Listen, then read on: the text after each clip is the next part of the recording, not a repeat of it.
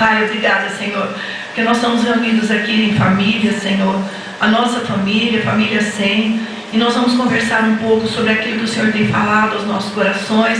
Eu sei que não é o meu coração, eu sei que o Senhor tem falado isso ao redor do mundo, para a tua igreja, essa palavra é para a tua igreja, para o teu povo, mas nós somos parte desse povo, e hoje é para nós, Pai, é aqui para nós, nesse momento, nessa noite. Que teu Espírito Santo nos abençoe, fale conosco, e prepare cada coração para compreender a tua palavra, para receber com alegria e para viver e colocar em prática, Pai, em nome de Jesus. Amém. Você pode já ir abrindo a palavra em Ageu e em Malaquias. Tem uma irmã que pediu para projetar, mas eu não tive tempo. Não é que eu não tive tempo, eu não tive ninguém que pudesse fazer isso para mim. Eu não sei fazer e não tive ninguém. Então a gente vai fazer o possível, irmã Terezinha, para a gente poder projetar para facilitar. Hoje ainda não deu, por isso que eu estou falando bem no comecinho agora. Enquanto eu comento outras coisas, vocês podem ir procurando. Malaquias é o último livro do Velho Testamento, um pouquinho antes de Ageu. Amém? Então abrem Ageu e marca Malaquias aí, que daqui a pouco nós vamos ler esses dois livros da Bíblia.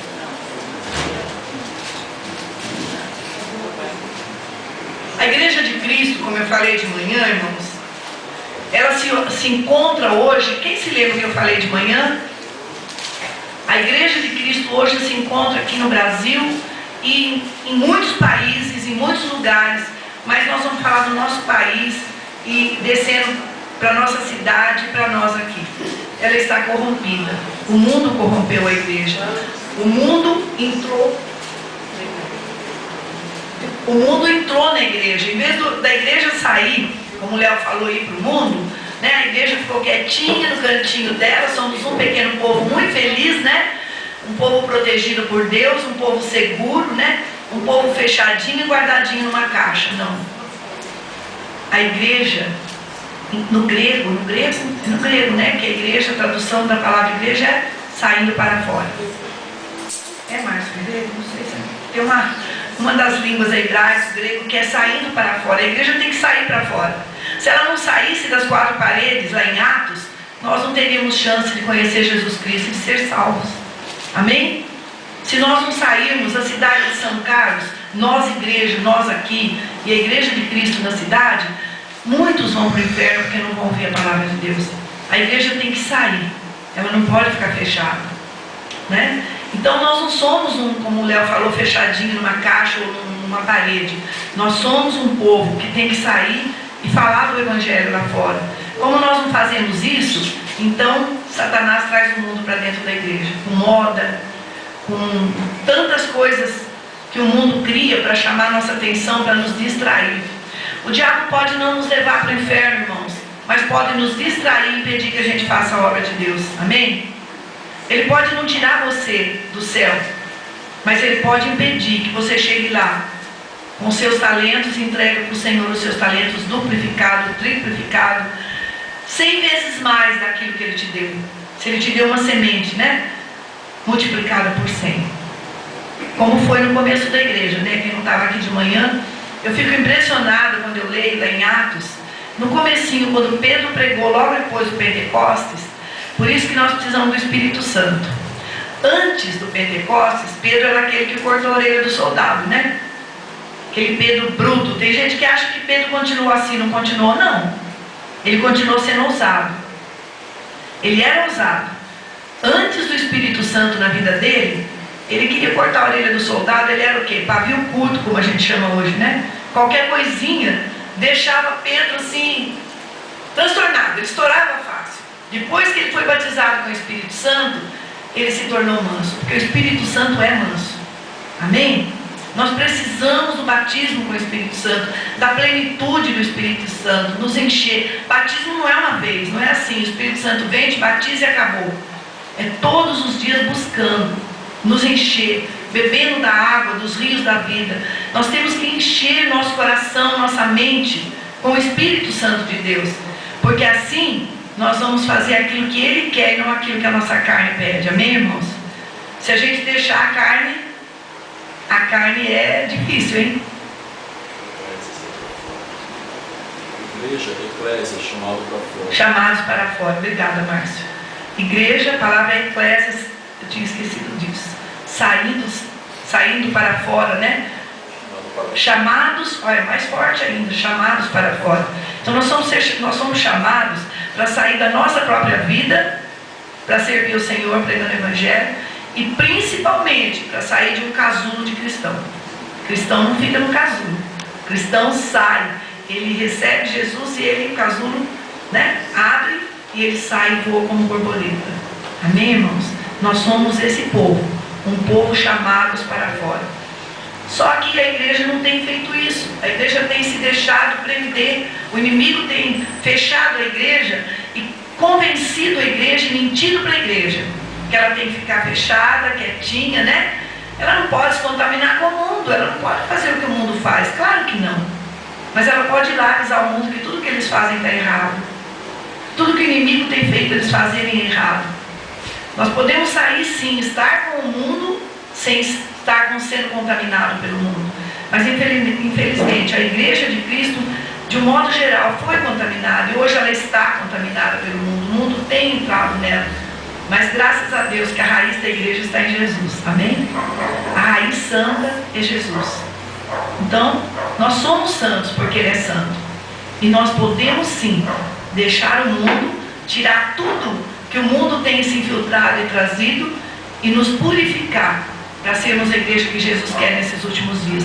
Porque, amados, se nós não formos essa igreja, muitos vão se perder.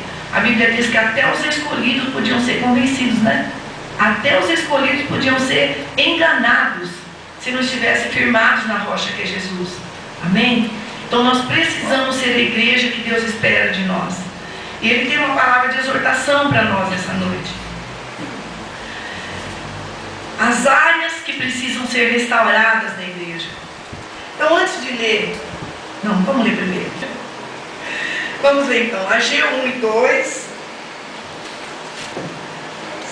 Bíblia grande, estou acostumado com essa Bíblia aqui. Márcio, durante a semana, se for lá na sua mãe, pega a minha Bíblia. Eu acho que eu não vou voltar. Essa semana, pelo menos.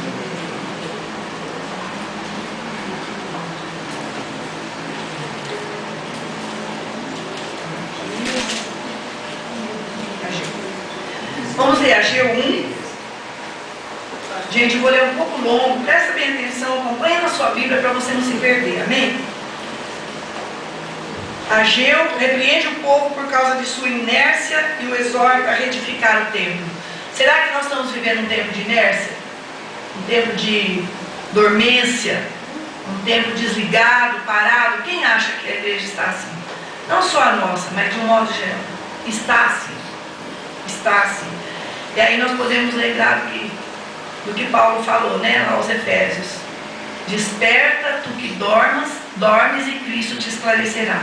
Então é o tempo mesmo de nós buscarmos esse despertar de Deus para a igreja.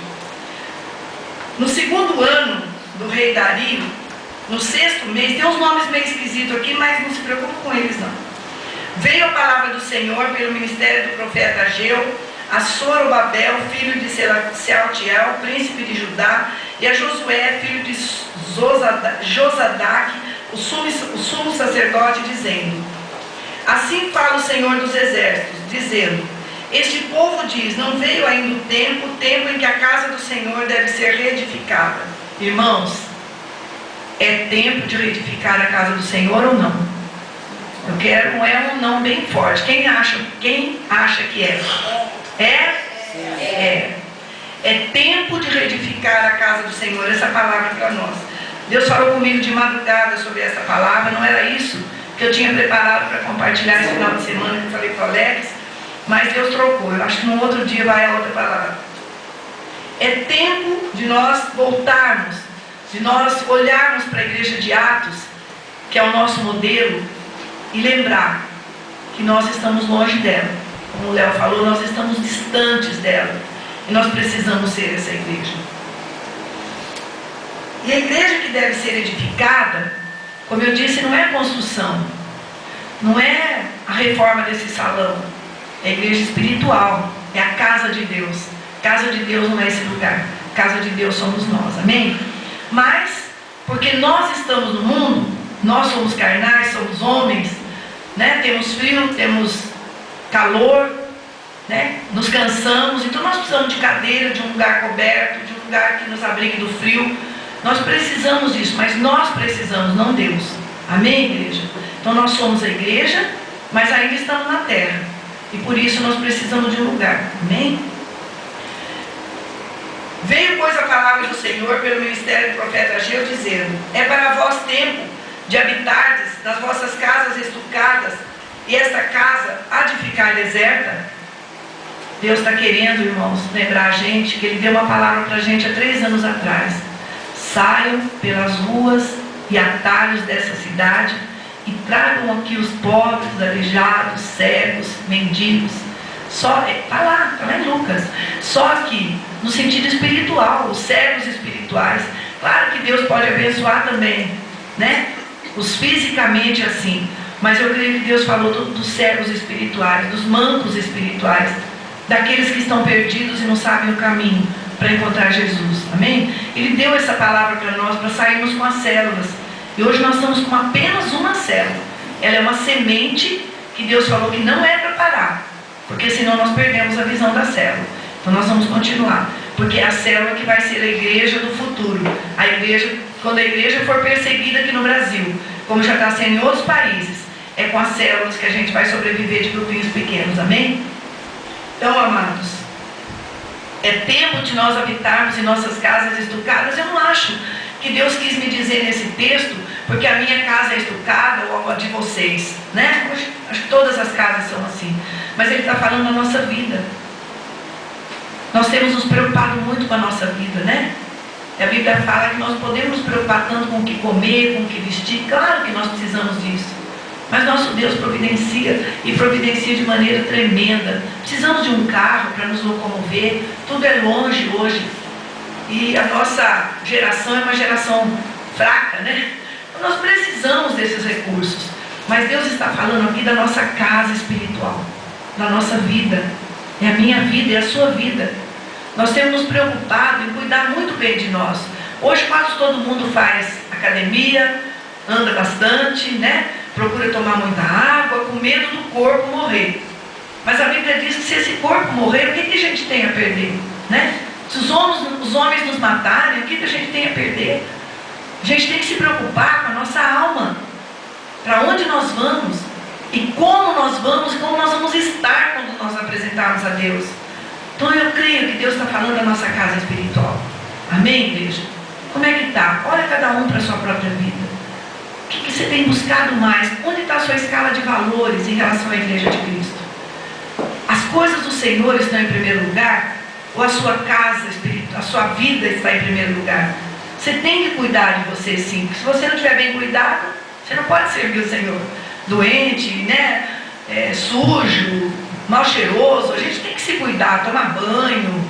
Aí, Carlinhos, eu sei que você está limpinho e cheiroso, amém? Nós temos que nos cuidar, nós temos que ter uma aparência também. Eu sempre falo, se o crente que não se cuida, não estou falando de luxo não, eu estou falando de cuidado com o corpo. O crente que não se cuida, você imagina, você vai num dentista, tem uma dentista aqui, né?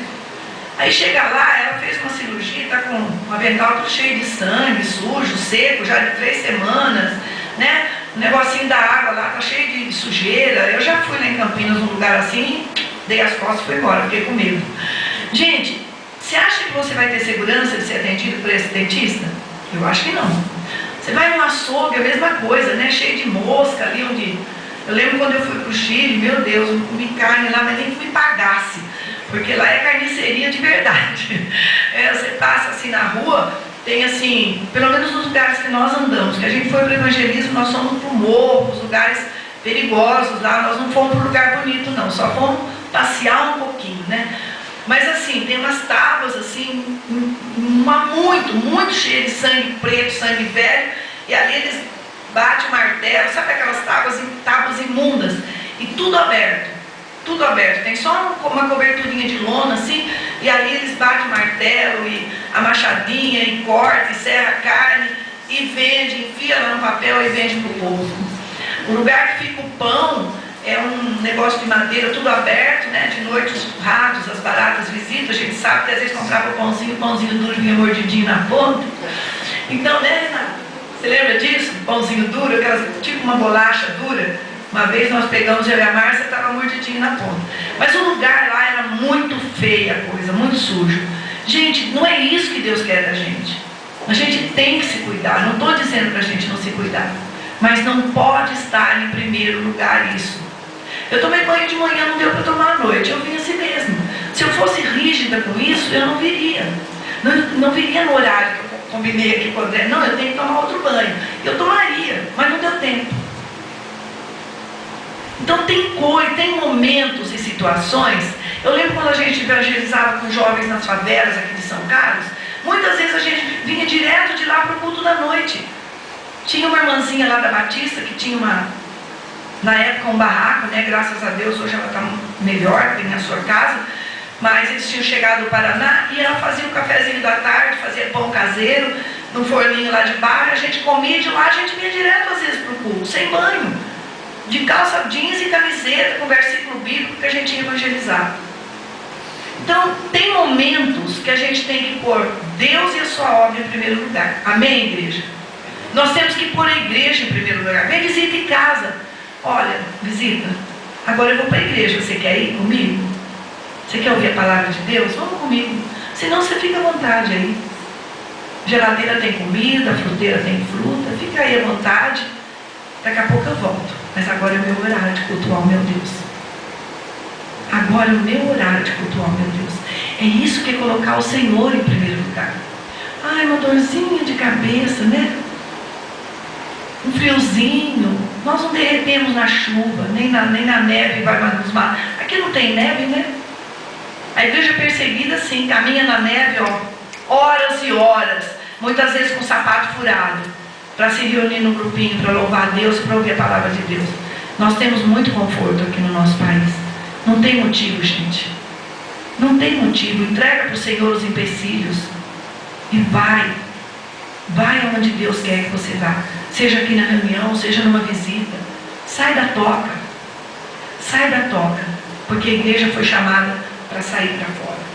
E aqui Deus está falando nesse texto para nós. É tempo para você habitar na sua casa, ou seja, na sua vida, guardar tanto a sua vida, proteger tanto a sua vida, se preocupar tanto com você mesmo, ou é tempo de construir uma casa para Deus? Tem um cântico que eu gosto muito, né? A Vilma também gosta muito, eu quero construir uma casa para Deus. Nós temos que construir essa casa para Deus através da nossa vida. É tempo disso, não dá mais tempo. Senão a gente vai de qualquer jeito. Uma noiva, imagina uma noiva sem se preparar para encontrar um noivo no altar. Imagina se ela for sair correndo de qualquer jeito e não levar nada para oferecer para o noivo. Não levar um vestido em ordem, nada de luxo, mas em ordem. A igreja de Cristo tem que ter ordem, tem que ser bem cuidada. Nós temos que ter a nossa vida espiritual acima da natural, acima da material. Ora, pois assim diz o Senhor dos Exércitos: aplicai o vosso coração aos vossos caminhos. Semeais muito e recolheis pouco. Comeis, mas não vos fartais. Bebeis, mas não vos saciais. Vestivos, mas ninguém se aquece. E o que recebe salário num saquetel furado. Deus está mostrando como é que estava a vida do povo naquela época. Gente, é como a nossa igreja está hoje. É como a igreja de Cristo está, como nós estamos. Parece que tudo que cai, vai, né? As pessoas se convertem, daqui a pouco vão embora, voltam para o mundo. Isso não é aqui em todo lugar. Eu estava conversando com os irmãos lá no encontro de pastores, lá do Paraná, e eles estavam comentando o desânimo que às vezes dá de pregar o evangelho. A pessoa vem, mas a pessoa não fica. É porque a igreja não tem unção hoje. É porque a igreja não tem autoridade hoje. A igreja está passando pelo deserto de uma forma assim, displicente. Gente, nós somos displicentes. Nós temos estado ignorantes muitas vezes ao que Deus quer que a gente faça. E muitas vezes fazendo coisas de nós mesmos, coisas do nosso pensamento, do nosso coração. Nós temos sido uma igreja negligente. Nós temos negligenciado a palavra de Deus verdadeira, negligenciado o tempo que nós estamos vivendo. Às vezes a gente sabe, ouve muito isso. Sabe que até lá fora, as pessoas que não são evangélicas, que não conhecem o tempo de Deus, estão falando que o mundo está acabando. Vocês já ouviram isso? Não é, Lê? Você vai em lojas por aí, você vai no comércio, muita gente fala. Outro dia eu vi uma pessoa falando numa loja que eu estava, eu pensei que fosse evangélico. Eu perguntei, não sou não, por quê? Não por nada. Eu pensei que era uma pessoa evangélica, César, porque estava falando, sabe, só não falou da volta de Jesus, mas do jeito que o mundo está, ela falou, não vai demorar muito não, isso aqui vai acabar. Não sei se com fogo ou com água, mas vai acabar. Tudo aqui vai acabar, não dá mais. A terra não produz mais. É mentira, é verdade. Só que nós temos um Deus, nós temos um lugar para onde nós vamos. E aquela pessoa que falou isso não tinha. Então, gente, eu tenho pedido coragem a Deus e ousadia para em qualquer lugar falar do amor de Deus, falar da salvação e falar que Jesus tem um lugar no céu para aqueles que querem ir com Ele. Nós temos que buscar essa ousadia em Deus. Nós temos que buscar a unção para semear, porque senão a gente vai semear muito e colher pouco. Senão, a gente vai comer, beber, mas não vamos ficar saciados. Vestir de vestes espirituais, tudo aqui a nível espiritual, irmãos. A gente vem para os cultos, que delícia que é o louvor, que delícia. Olha, o diabo lá em Cantares fala, né? O tempo de cantar chegou. O tempo da rola sair e cantar chegou. É tão gostoso cantar ao Senhor. E às vezes a igreja não canta com o coração. Ou nem canta. E nós temos liberdade de cantar. Sabe como que os irmãos da igreja perseguida cantam? Só no coração. Às vezes mexendo a boca, olhando para o outro, mexendo a boca. Eles não podem soltar a voz. Porque senão a polícia descobre onde eles estão e eles vão tudo para a cadeia. Nós podemos soltar nossa voz. Ninguém vem aqui reclamar porque nós estamos soltando a nossa voz. Nossa voz foi dada por Deus. E eu creio, irmãos. Eu creio porque na minha casa, quando a igreja era na minha casa, teve vigília. E era um grupo pequeno, mas muito ousado. E fizeram barulho, eram jovens. E espalhava pela garagem, espalhava ali embaixo da parreira de uva que eu tinha. Do lado de lá tinha gente morando. E a preocupação chegou, né? E os vizinhos? Eu fiz questão de, num dia de manhã, depois dessa vigília que fez mais barulho, sair de porta em porta dos meus vizinhos do lado esquerdo, direito não tinha, da frente, e perguntar. E a vizinha da esquerda falou assim, sabe, eu fiquei com, olha diante do meu Deus, gente, eu não estou aumentando nem nada. Ela falou, sabe, eu fiquei quietinha com o ouvido na parede para ver se eu conseguia entender o que vocês cantavam e falavam. Estava me fazendo tão bem, mas aqui não dava para entender nada. Quer dizer, o barulho não passou o suficiente, podia ter passado mais, podia ter sido mais alto. Fui na frente, ela falou, eu acordei uma hora, e eu saí aqui, fiquei aqui espiando, porque era de madrugada, eu fiquei com medo de sair na calçada, estava tão lindo. Não precisa ter medo, Deus vai nos guardar. Nós não vamos escandalizar, nós não vamos fazer bagunça, bagunça sim, pode vir até polícia. Mas nós podemos adorar o nosso Deus com liberdade, com equilíbrio. Amém, queridos? Amém? Amém, igreja? Amém. Ah, que amém medroso. Amém? Amém. Ah, agora sim. Agora eu gostei. Vamos continuar aqui. O 7. Assim diz o Senhor dos Exércitos: aplicai o vosso coração aos vossos caminhos. Subi ao monte e trazei madeira e edificai a casa. E dela me agradarei e eu serei glorificado, diz o Senhor. Subi ao monte e buscai madeira. Madeira significa a cruz de Cristo. Pelo menos foi o que Deus me revelou nesse texto, nesse versículo. Subi ao monte e buscar o Senhor. Vai para a cruz. Deixa a cruz te crucificar. Nós temos que crucificar o nosso ego, irmãos. Eu estou falando para mim também. Nós temos que crucificar o nosso ego. Nós temos que subir ao monte com Jesus. Ele foi para o monte. Ele foi crucificado no monte para que todos vissem. O Léo citou aqui aquele texto, né? Que o mundo veja as nossas boas obras e glorifique o nosso Pai que está nos céus. Nós temos que subir ao monte com Jesus, crucificar o nosso ego e mostrar ao mundo com o nosso testemunho quem é o nosso Deus. Amém? Nós somos também, né? de madeira, porque a nossa natureza humana, e Deus quer trabalhar com a nossa natureza. Deus, nós somos uma pedra viva do Senhor, e Ele quer trabalhar nessa pedra. Vamos subir ao monte, vamos buscar a cruz de Cristo, buscar madeira, vamos nos dobrar, vamos deixar que o Senhor nos crucifique ali na cruz, o nosso ego. Às vezes dói, Jesus sofreu muito mais, a nossa dor será o mínimo para a gente ser parecido com Jesus. Olhaste para muito, mas eis que alcançastes pouco, e esse pouco, quando trouxeste para casa, eu lhe assoprei. Por quê? Disse o Senhor dos Exércitos. Por causa da minha casa que está deserta, e cada um de vós corre a sua própria casa. A Bíblia diz assim, estou jogando um pouco o Novo Testamento: buscar em primeiro lugar, completem, o reino de Deus e a sua justiça, e depois as outras coisas vos serão acrescentadas. Amém, igreja? Amém? O que Deus quer de nós com esse texto? Que nós o busquemos em primeiro lugar de todo o nosso coração. Em primeiro lugar Ele, em primeiro lugar a sua obra. As outras coisas Ele vai nos acrescentar, e eu creio nisso, eu não duvido. Ele vai acrescentar. O que você precisa para a sua vida material, Deus sabe. Coloca diante dele e fala: Senhor, eu preciso. Ele não vai te dar luxo, Ele não vai te dar coisas supérfluas, mas Ele vai te dar o necessário. O pão de cada dia, que fala no Pai Nosso, não é só o pão que a gente come, são as nossas necessidades, amém? Ele supre todas as nossas necessidades. E Jesus falou que se até os passarinhos, encontram lugar, até o pardal, no cântico diz, encontrou o ninho, quanto mais Ele vai providenciar para nós tudo aquilo que nós precisamos. Nós não dependemos desse mundo para sobreviver aqui, nós dependemos do nosso Deus. Claro que Ele usa o trabalho, claro que Ele usa as coisas naturais do mundo, mas é Ele que nos conduz, é Ele que nos supre, é Ele que nos alimenta.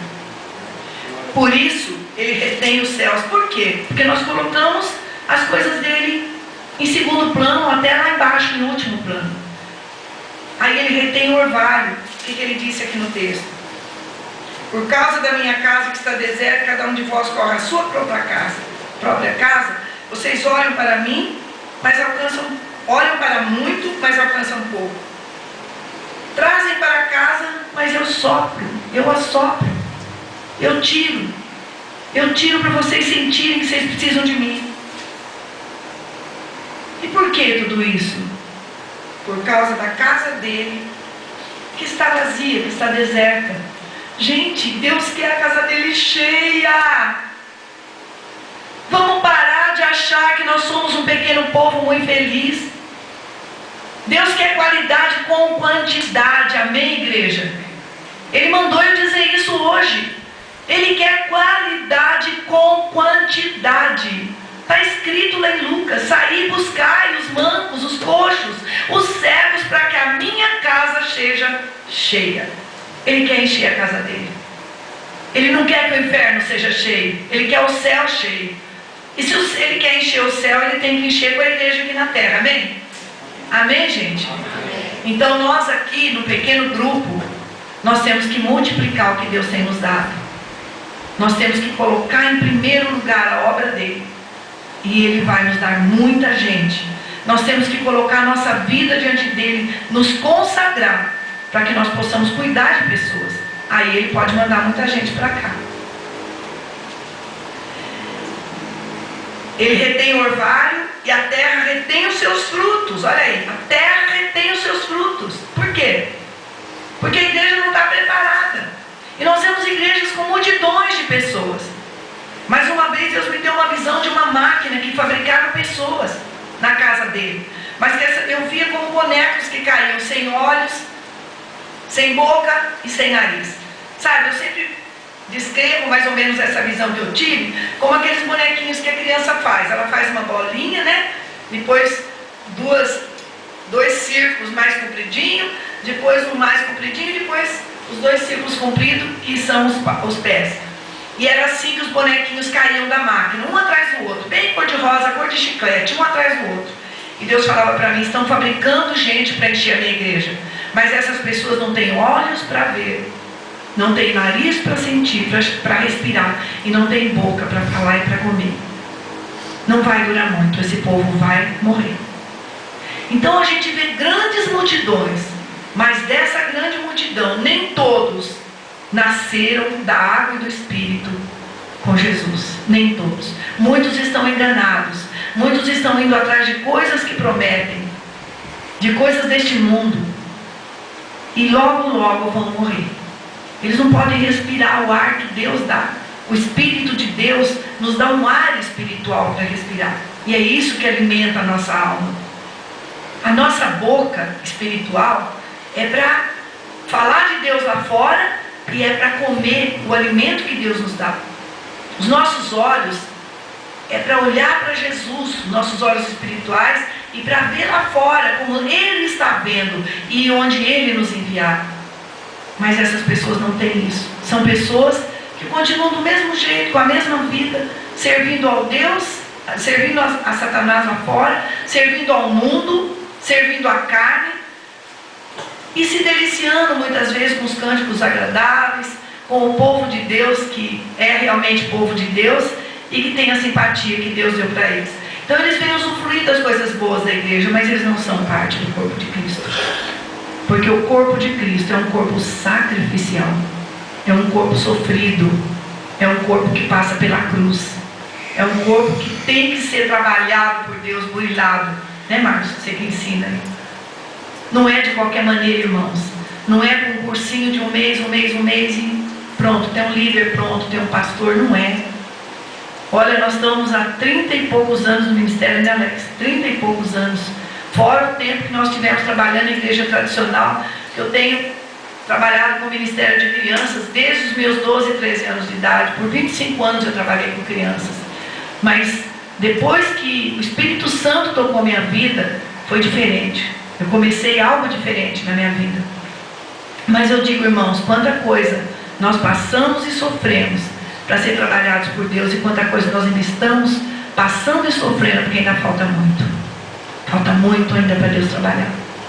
Então, o cristão verdadeiro é aquele que vive ao pé da cruz, entregando o seu ego na cruz de Cristo todos os dias. Quem lembra o que Jesus falou? Aquele que quiser vir após mim, como é que é a coisa? Vai andar por um caminho largo, bonito, como é que é? Negue-se a si mesmo. Opa! Será que todos estão dispostos? Essa multidão que tem vindo, será que sabe disso? Será que está disposta a se negar a si mesmo? E negar a si mesmo é colocar Jesus em primeiro lugar. É negar a vontade da carne, de ficar em casa dormindo, vendo televisão, fazendo outras coisas, passeando muitas vezes. Deus quer que a gente passeie, tenha um tempo de descanso. Nada disso é proibido. Mas eu quero dizer, quando a gente coloca essas coisas em primeiro lugar e vive só para essas coisas. E quando a gente deixa Deus em segundo lugar, misericórdia. Misericórdia. Então, aquele que quiser vir após mim, negue-se a si mesmo, tome a cada dia o quê? A sua cruz e siga-me. É a cada dia, irmãos. É a cada dia. Não é um pedacinho daqui a ali com a cruz, não. É até Jesus voltar, Ele vai estar trabalhando com a gente. Amém? E fiz vir a seca sobre a terra, e sobre os montes, e sobre o trigo, e sobre o mosto, e sobre o azeite, e sobre o que a terra produz, como também sobre os homens, e sobre os animais, e sobre todo o trabalho das mãos. Será que isso está acontecendo no nosso mundo? Será que o alimento já está com dificuldade para dar? Eu fui comprar um tecido de algodão para fazer camisa para o Alex, que ele tem alergia. A moça da loja falou, olha, leva o que você precisa, se é por necessidade, porque o algodão não vai ter mais não. E quem quiser roupa de algodão vai pagar muito caro. Porque ninguém mais planta, a terra não produz, tem muito bicho. Então o algodão vai ser uma coisa preciosa, uma coisa muito cara. Vai demorar um pouco ainda, nós ainda temos muito algodão. Mas ela falou, nós já temos recebido, tanto que a Tanger colocou as peças de algodão lá em cima. Jogaram para lá, porque eles não vão vender mais, porque o preço está subindo a cada dia. Irmãos, o algodão, o feijão, o arroz, né? A coisa está indo de um jeito. E outra coisa, Quanto mais os bichos ficam fortes, mais eles colocam agrotóxicos mais fortes. Quanto mais agrotóxicos mais fortes eles colocam, mais os bichos ficam fortes também. Ficam resistentes ao agrotóxico. Vai chegar um ponto, a gente já está sendo alimentado com agrotóxico, mas até quando o nosso organismo vai existir? E nós não vamos ter muita comida. Então nós precisamos estar muito pertinho do Senhor nesse tempo, para que Ele possa nos suprir com mantimento, para que Ele possa nos alimentar, providenciar o necessário para nós, para a gente poder caminhar até Jesus voltar e ser a igreja que Ele deseja, pregando o Evangelho e cuidando de vidas que vão chegar arrebentadas e vão precisar de nós. Amém? Então ouviu Zorobabel, filho de Sealtiel, e Josué, filho de Josadaque, sumo sacerdote, e todo o resto do povo, a voz do Senhor seu Deus, e as palavras do profeta Ageu, como o Senhor seu Deus o tinha enviado. E temeu o povo diante do Senhor. Deus está esperando que a igreja faça isso. Que a igreja trema e tema diante dele. Que a igreja se quebrante, que a igreja bote a cara no pó. Que a igreja grite: Senhor, tem misericórdia de nós e vem até nós. Vem nos acordar, vem nos despertar. Vem derramar sobre nós a Tua palavra viva. Vem tocar nosso coração para que o nosso coração creia. Vem aumentar a nossa fé. Ele está esperando isso da igreja. Então Ageu, o embaixador do Senhor, falou ao povo conforme a mensagem do Senhor, dizendo: eu sou convosco, diz o Senhor. E o Senhor levantou o espírito de Zorobabel, filho de Sealtiel, príncipe de Judá, e o espírito de Josué, filho de Josadaque, sumo sacerdote, e o espírito do resto de todo o povo, e vieram e trabalharam na casa do Senhor dos Exércitos, seu Deus, ao 24º dia do 6º mês, do 2º ano do rei Dario.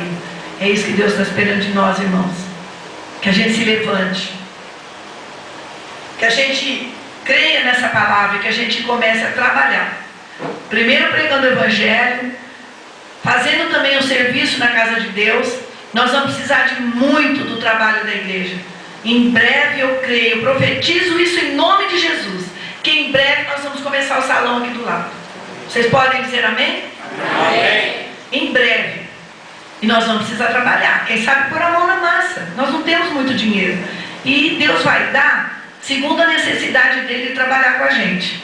Se ele achar que a gente precisa carregar tijolo, ele não vai dar dinheiro não, para pôr ajudante aqui. Ele vai fazer com que a gente venha trabalhar. Mas tudo vai ser conduzido pelo Senhor. No 7º mês, ao 21º do mês, veio a palavra do Senhor pelo ministério do profeta Ageu, dizendo: fala agora a Zorobabel, filho de Sealtiel, príncipe de Judá, e a Josué, filho de Josadaque, sumo sacerdote, ao resto do povo, dizendo: quem há entre vós que, tendo ficado, viu esta casa na sua primeira glória? E como a vedes agora, não é esta como nada em vossos olhos, comparada com aquela? Quem viu a obra de Deus no começo aqui? Acho que só eu, o César, o Alex, quem mais? Márcio, acho que viu um pouco. Não. Renato, viu, Renato? Renato, quem mais? Quem viu? Acho que tem pouca gente. O Léo viu um pouco, né, Léo? Tem um pouco bastante, você chegou bem cedo. Será que nós podemos comparar a igreja daquela época com a de agora? Em lugar nenhum. Todo lugar está assim. Está difícil. É o tempo, irmãos. Mas olha, a palavra que vem do Senhor agora. Ora pois, esforça-te, Zorobabel, diz o Senhor. Ele está dizendo para nós: esforça-te, comunidade evangélica missionária.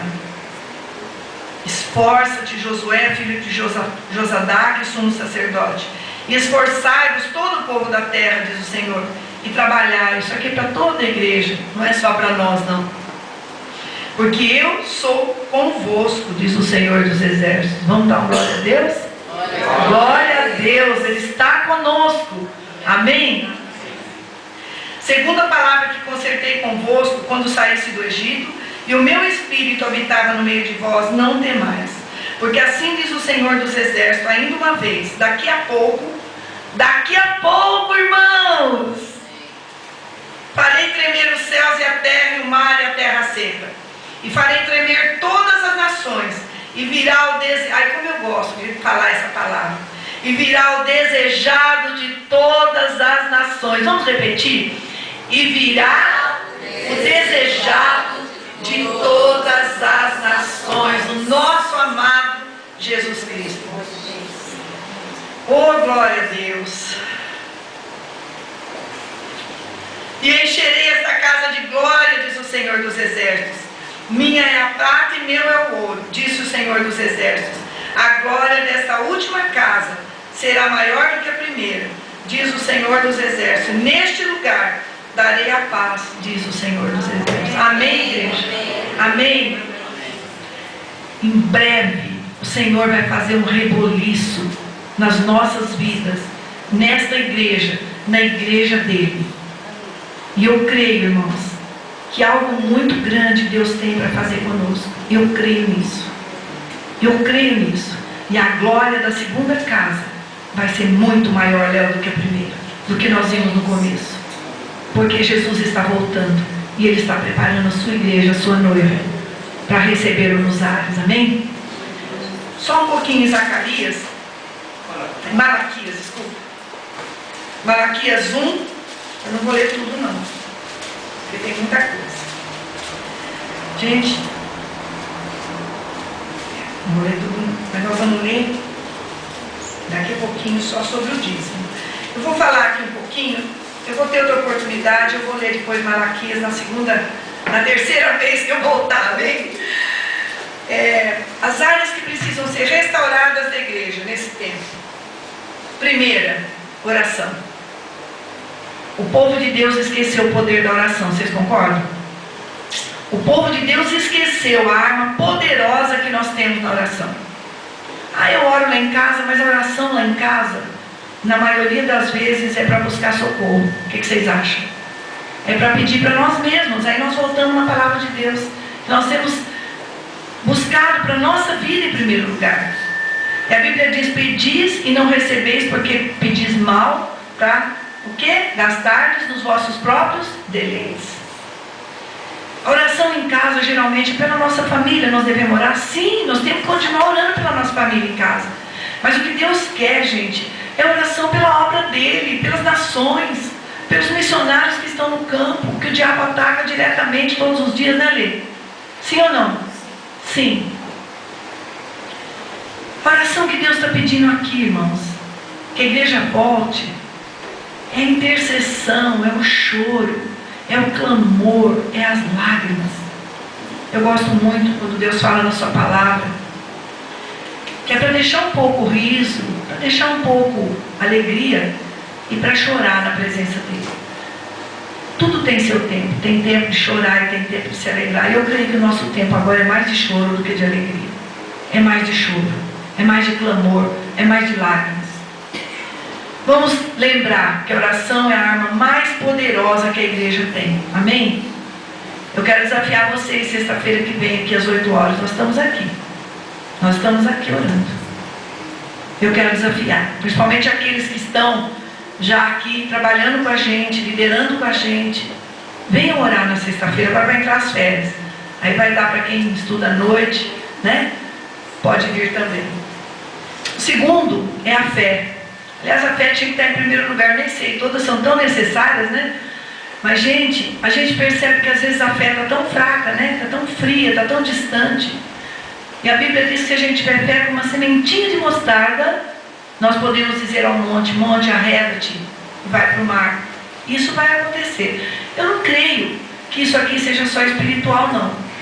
Quando Jesus andou sobre as águas e Pedro quis andar, ele conseguiu andar? Conseguiu, por um tempo ele conseguiu. Por que ele não foi até o fim? Por que ele vacilou? Porque a fé dele vacilou. Por que a gente não está vendo milagres na igreja? Por que a gente não está vendo, para a gente ver cura, uma melhora no irmão doente? Demora, né? Porque a nossa fé está muito fraca, irmãos. A nossa fé está só de boca, não está de coração. Fé é crer naquilo que não se vê e crer que aquilo vai acontecer. Isso é fé. Fé é a gente crer numa nuvenzinha pequenininha e saber que ela vai se transformar num grande temporal, numa grande força. Nós precisamos buscar mais fé. Quando Jesus disse para os discípulos que eles tinham que perdoar 70 vezes 7, o que eles pediram para Jesus? Senhor, aumenta a nossa fé. Nós precisamos de fé para tudo, irmãos. Até para contribuir na igreja nós precisamos de fé. A terceira coisa é a pregação do Evangelho. A igreja de Cristo não está pregando o Evangelho hoje. As vidas que vêm, muitas vezes vêm porque está desesperado e vem procurar socorro na igreja. Muitas vezes nem encontra esse socorro, porque o socorro vem do Senhor que fez o céu e a terra, não é de nós. Pode encontrar o pão, pode encontrar o alimento, a área social, mas às vezes a transformação interior, a salvação que ela precisa, ela não encontra. Porque a igreja está fria, a igreja está sem poder, a igreja está sem autoridade. A autoridade vem quando a nossa vida corresponde à palavra de Deus, corresponde ao que Deus quer de nós, aí nós teremos autoridade. A autoridade se conquista através de uma vida condizente com a palavra de Deus. Uma vida de testemunho. O quarto é o serviço. Aqui até eu coloquei, né, que Paulo fala que a gente tem que pregar a tempo e fora de tempo. Então não espere campanhas de pregação evangelísticas, como eu disse de manhã. Prega para o seu vizinho, para a sua família que não é convertida, para a pessoa que trabalha ao seu lado, para a pessoa que estuda ao seu lado. Você tem um campo, nós temos um campo no mundo. Todos nós temos alguém que nós conhecemos que não conhece Jesus. Pregar o Evangelho não significa que a pessoa tem que se converter. Mas a nossa obrigação diante de Deus, a nossa função, a nossa missão é pregar o Evangelho. A conversão é o Espírito Santo que realiza. Mas a gente precisa pregar com fé, irmão. Se a gente não pregar com fé, ninguém se converte. Então nós precisamos da fé para pregar o Evangelho. E nós precisamos da oração para ter fé. Amém? Então é um interligado ao outro. Serviço. Ah, mas eu não sei fazer nada. Sabe sim. Senão você não estaria aqui no mundo, né? Se você cresceu, se você amadureceu, se tornou adulto ou ainda é adolescente, mas até uma criança pode servir na igreja. Até uma criança. Ofereça a Deus aquilo que você sabe fazer. Qualquer coisa que seja. E procura a gente. Nós vamos, se não tiver, nós vamos criar alguma coisa. Quem sabe você tem alguma coisa que você sabe fazer, que a igreja está precisando e não tem quem faça. E quando você chegar e falar, eu sei fazer isso e posso ajudar, a igreja vai criar uma situação onde você possa, acho que eu estou muito perto, Léo, onde você possa servir a Deus com aquilo que Deus te deu, com aquele talento que Ele te deu. Buscar os dons e ministérios. A escola dominical está ensinando como buscar, está fazendo alguns testes que ajudam. Irmãos, venha para a escola dominical, venha aprender a Bíblia, venha estudar, venha procurar, descobrir em Deus o seu dom e o seu ministério. Dízimos e ofertas. Esse aqui é o último ponto. Nós precisamos restaurar a visão de que dízimo e oferta é de Deus. Está na Bíblia assim. Amém, igreja? Amém. Muito fraco. Amém? Amém? Amém. Tem sido ensinado há algum tempo, até aqui na nossa igreja foi ensinado isso, não por mim, pelo Alex, mas foi falado sobre isso. Que dízimo é só no Velho Testamento. Aí eu pergunto, a Bíblia foi partida no meio? O Deus do Velho Testamento não é o mesmo do Novo? É ou não é? O que está escrito no Velho, irmãos, é sombra para o Novo. O Novo e o Velho estão interligados. É sombra para o Novo. Tudo que Deus falou no Velho Testamento, claro que tem coisas que são naturais, foram leis criadas para aquela época, para aquele povo, mas quando se trata de doutrina da igreja, quando se trata de coisas para a igreja, o que nós temos no Novo é o que veio do Velho. Jesus veio para cumprir o Velho Testamento, para cumprir a lei, não foi ou não? Ele veio para cumprir. O dízimo, Jesus não aboliu no Novo Testamento, ele nunca disse que não precisa dar o dízimo. Ele repreendeu aqueles que davam o dízimo, achando que dando o dízimo estava tudo bem, né? Desculpa se tiver algum católico aqui, mas acho que não, né? Mas na igreja católica, tudo que se faz pelo medo, né? Eu já contei para vocês que eu tinha uma vizinha que ela tinha assim, todo fim de ano, perto do Natal, ela tinha um presépio na casa dela desse tamanho assim, o presépio todo, né? O lugar onde Jesus ficava era bem minúsculo, do tamanho de uma tampinha de refrigerante. Agora imagina o tamanho do Jesus que ia lá dentro. E um dia, andando, eles faziam novena no quarteirão, andando de uma casa para outra, caiu do presépio aquele cestinho onde ficava Jesus, aquela manjedoura. E ela ficou enlouquecida na calçada. Eu vi ela andando de um lado para o outro, chorando, desesperada e procurando. Eu falei, o que será que ela perdeu? Fui lá, falei, Hilda, o que você perdeu? O que está acontecendo? O meu Jesusinho. Ela chorava, desesperada. O meu Jesusinho, o que eu vou fazer sem meu Jesusinho? Ele caiu aqui, eu perdi meu Jesusinho. E aí eu aproveitei para pregar o evangelho para ela, que fazia tempo que eu queria. Falei, ai, Hilda, esse Jesusinho não pode te fazer nada. Mas tem um Jesus que saiu da manjedoura, que morreu numa cruz, ressuscitou. E hoje ele está sentado à destra do Pai. E vai voltar em glória e majestade. E ela acalmou. No outro dia de manhã ela acabou achando o Jesusinho e acabou botando lá outra vez. Mas ela ouviu a palavra de Deus. Um dia eu estava saindo da escola dominical, a gente estava no salão do centro, e era umas 15 para as 9, e ela estava voltando da missa. E ela olhou para mim, ela morava bem em frente, né, de casa, e ela olhou para mim e fez assim, ih, você vai agora, está perdendo tempo do seu domingo. Eu já fui na missa das 6, cumpri minha obrigação, agora o domingo é meu. Obrigação.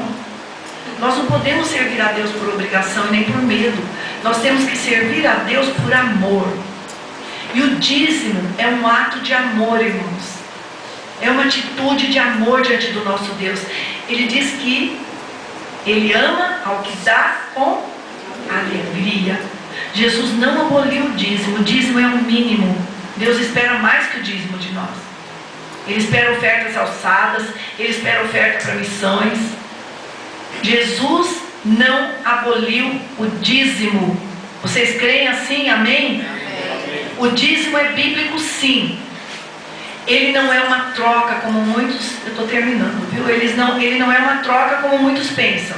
Se eu não der o dízimo, Deus não me abençoa. Se eu der o dízimo, Deus vai me dar muito mais. Ele vai dar, sabe por quê? A palavra dele vai se cumprir, sim. Sabe por quê? Porque ele encontrou um coração aberto e obediente. Se você for dizimista, você vai ser abençoado, sim. Se você der de coração com alegria. Deus ama o que dá com alegria. E Ele vai te retribuir em bênçãos, sim. Pode ser até em bênçãos materiais que você precise. Em bênçãos espirituais, muito mais. Mas porque Ele encontrou um coração obediente, porque Ele encontrou um coração que está aberto a contribuir para a sua obra, para que a sua obra exista no mundo e para que a sua obra seja feita. Amém? Então o dízimo não é troca, dízimo não é barganha, dízimo é um ato de fé, dízimo é uma obediência à palavra de Deus, dízimo é um ato de amor ao nosso Deus e à sua igreja, à sua obra no mundo. Amém, irmãos? Então o último que nós temos que restaurar é o dízimo, é abrir o coração, consagrar o coração e o bolso para o Senhor, para o sustento da sua obra. Porque a igreja precisa existir, precisa ter um caixa, sim, precisa ter, sim, dinheiro para sustentar missionários e enviar missionários. Como é que a gente ia mandar o dinheiro, ainda que pouco, para o Rafael? Como é que a gente ia sustentar a Andréia lá com os ribeirinhos, se aqui ninguém fosse dizimista? Se a gente só também usasse o dinheiro para ter um belo salão, para ter um lugar grande e não sustentasse os nossos missionários. Nós precisamos, sim, de um lugar, mas vai ser um lugar muito simples, irmãos. Não vai ter luxo nenhum, porque senão nós vamos estar pecando. Amém? Nós não vamos ter um lugar de luxo. Quem quiser luxo pode procurar outros lugares. Tem gente que saiu daqui porque queria um berçário muito bom para a sua criança. Nós não temos isso e nem vamos ter, nem que tiver dinheiro. Se a gente tiver mais dinheiro, a gente vai ter mais missionários fora. Amém? Nós vamos enviar missionários. O Gu quer ir também. Quer ir trabalhar, não sei se vai ficar, mas quer ir, né, Gu? Nós vamos enviar missionários. Nós vamos levar o Evangelho para as nações. Nós vamos visitar os missionários nesses lugares. Nós não precisamos de um lugar chique, de um lugar bom, de um berçário todo colorido e moderno. Nós precisamos da palavra de Deus para as nossas crianças. Nós precisamos ensinar o Evangelho para elas. E nós precisamos ensinar o Evangelho de cruz. O Evangelho que está de passagem por esse mundo. E que tem um lugar, sim, para confortável, que tem água fresca para elas, cadeirinha, mesinha, mas tudo muito simples.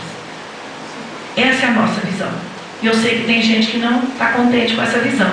Nós não podemos fazer outra, porque essa é a que Deus tem nos dado. Amém, irmãos? Então é isso. O Velho e o Novo Testamento se completam. Um é a sombra do outro. Deus falou lá no Velho para se cumprir no Novo. Dízimo não é uma troca com Deus, mas um gesto de amor e compromisso com a sua obra neste mundo. É um ato de fé. Deus não faz troca com ninguém e nem abençoa através do que recebe de nós. Ele abençoa com mais, ele abençoa com mais quem dá com alegria, porque tem um coração que sabe dar e que pode abençoar sua obra neste mundo. Amém, queridos? Essa era a palavra, tem muito mais, mas fica para uma outra vez.